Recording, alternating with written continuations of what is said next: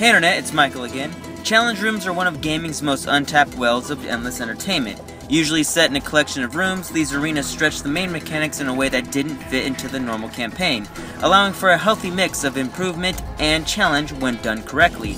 2012's Dishonored did it extremely well via DLC, and Batman Arkham City basically perfected it, both of which are games that showcase the longevity these modes can provide.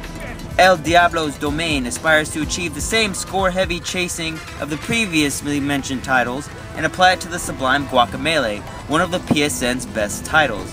Does Satan's wealth of gauntlets push the game's difficulty just far enough, or is it just hellishly barbaric? We'll find out here in this review of El Diablo's Domain for Guacamelee for the PS3 and Vita.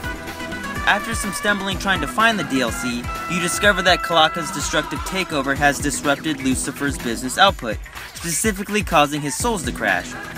And you know, the whole getting turned into a rooster thing doesn't help the company when your hands have been turned into feathers.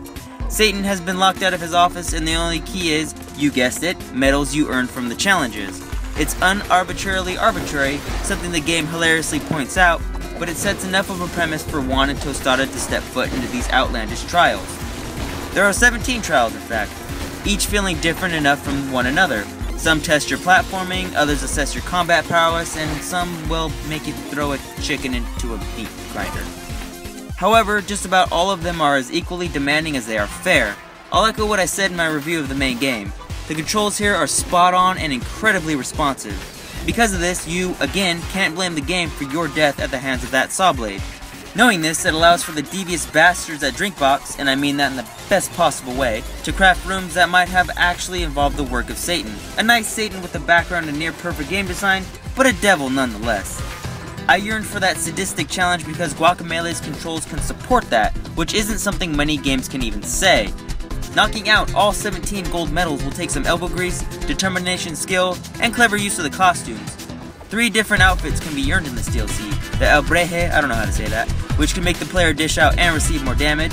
The colorful El Potero, which trades physical power for stronger throws. And the classy Diablo suit that gives health for every successful hit at the cost of a hamstrung life bar.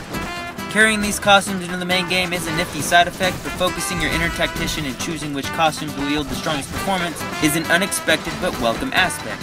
A handful of rooms can be incredibly frustrating if you are ill-equipped, but can be made into a healthier challenge once you use your noggin and pick the right threads. El Diablo's Domain is a microcosm of Guacamelee as a whole, only skipping the narrative beats and exploring, while focusing purely on the gameplay while ratcheting up the difficulty. Noteworthy challenge rooms do exactly this, and the attractive $3 price point makes El Diablo's Domain a requirement for any fiend ready for punishment. If you don't do it for yourself, do it for Satan. He's had a rough time. He's been turned into a chicken, and his work has been falling behind schedule. Of course, you can read the short review of El Diablo's Domain on the site, and Guacamelee for that matter. I don't give scores to DLC, in case you didn't notice. You should buy it, in case you didn't get the subtext. And of course, I love you guys for everything. Thanks for watching, and goodbye.